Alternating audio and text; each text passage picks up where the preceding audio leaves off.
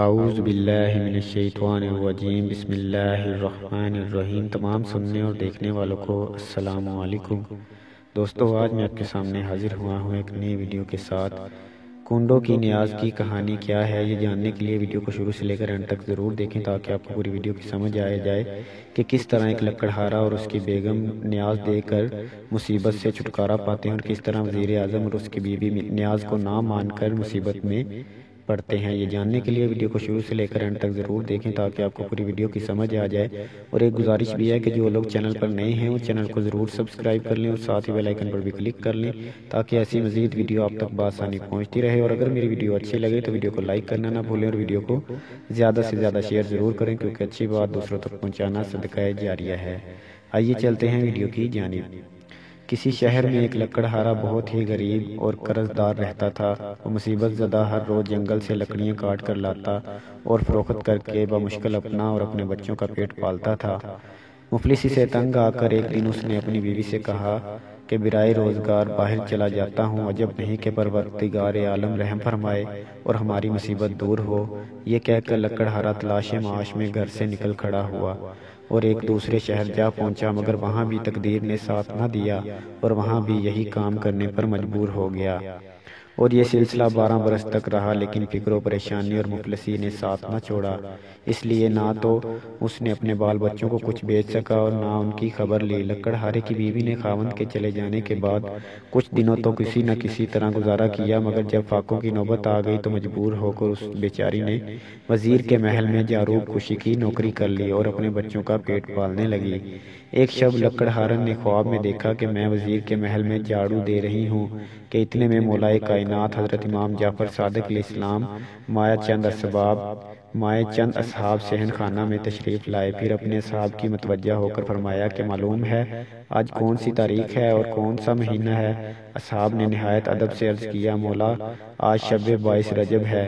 تب حضرت نے اپنی زبان سے بیان سے ارشاد فرمایا، اگر کوئی کسی مشکل میں گرا ہو اور یا کسی پریشانی میں مبتلا ہو، بصدقے دل میرے نام کی نیاز دلائے، 22 رجب کو بوقت نماز صبح دلوا کر اللہ تعالیٰ کی بارگاہ میں ہمارے واسطے سے اپنی حاجت طلب کرے، انشاءاللہ تعالیٰ مراد ضرور پوری ہوگی۔ اتنے میں لکڑہارن کی آنکھ کھل گئی۔ پھر اسی وقت اس نے بصدقے دل نظر دینے کی نیت کی اور حسب الارشاد امام علی مقام نظر پیش کی۔ اب ذرا ادھر لکڑہارے کا حال سنیے۔ یہاں تو 22 رجب کا بوقت صبح یہ لکڑہارن نظر امام دلا رہی تھی اور وہاں لکڑہارا درخت پر چڑھا ہوا لکڑی کاٹ رہا تھا کہ اچانک اس کے ہاتھ سے کلہاڑی چھوٹ کر زمین پر گری۔ اس نے درخت سے اتر کر کلہاڑی اٹھائی تو دیکھا کہ زمین میں بہت بڑا خزانہ نظر آیا۔ اس نے اس جگہ کو کھودا تو بہت بڑا خزانہ دکھائی دیا۔ تھوڑا اس نے خزانہ اٹھایا اور جلدی گھر پہنچ کر اپنے اور بال بچوں کے لیے ایک عالی شان مکان بنوایا، بیوی بچوں کے آرام و آسائش کے سامان مہیا کیے اور زندگی نہایت آسودگی سے بسر کرنے لگا۔ ایک روز لکڑہارن نے اپنے خاوند سے نظر امام کی ساری سرگزشت بیان کی۔ جب اس نے مہینہ اور تاریخ بتایا تو وہی مہینہ اور وہی تاریخ تھی جب لکڑہارے کو خزانہ ملا تھا۔ چنانچہ یہ سن کر لکڑہارا بڑا متاثر ہوا اور بصدقے دل سے ایمان لایا اور 22 رجب کو تاریخ مقررہ پر برابر نیاز دلاتا رہا۔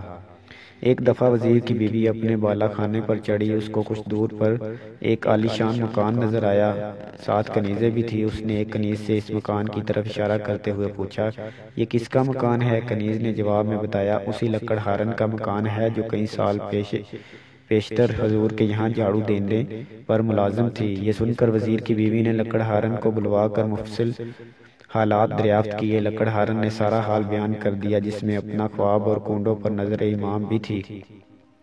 وزیر کی بیوی کو کچھ بھی یقین نہ ہوا بلکہ دل میں یہ خیال آیا کہ یہ سب جھوٹ ہے، اس کے شوہر نے کہیں چوری و چکاری کی ہے جس کی بدولت مالدار ہو گئی ہے، یہ مجھ سے چھپاتی ہے۔ وزیر کی بیگم کا یہ خیال فاسد دل میں آنا تھا کہ اس کے شوہر نامدار وزیر اعظم پر مصیبت ناگہانی آ گئی۔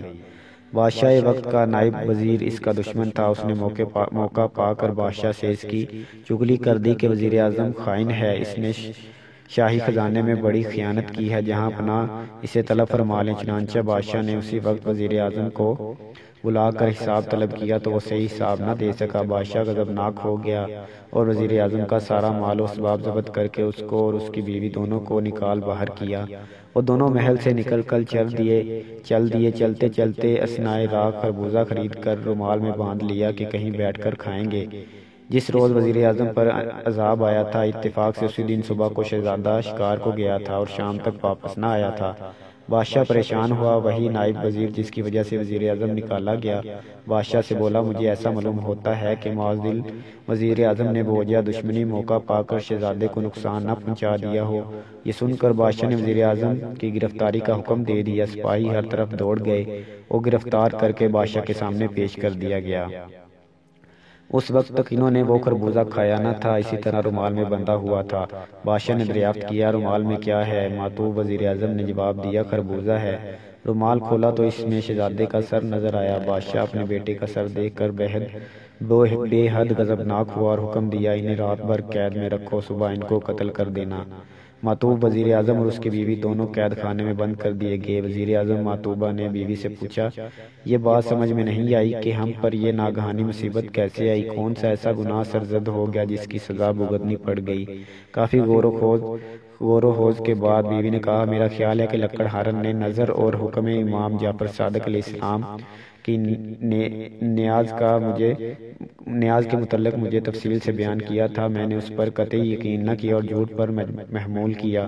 ماتوب وزیر اعظم نے جواب میں کہا، اس سے بڑھ کر اور کیا گناہ ہوگا؟ تم نے حضرت امام جعفر صادق کے قول و حکم کو جھٹلایا۔ توبہ کرو اور معافی مانگو۔ امام عالی مقام کا فرمانا درست ہے۔ الغرض دونوں رات بھر گریہ و زاری اور اپنے گناہوں کی معافی مانگتے رہے۔ خلوص دل سے نظر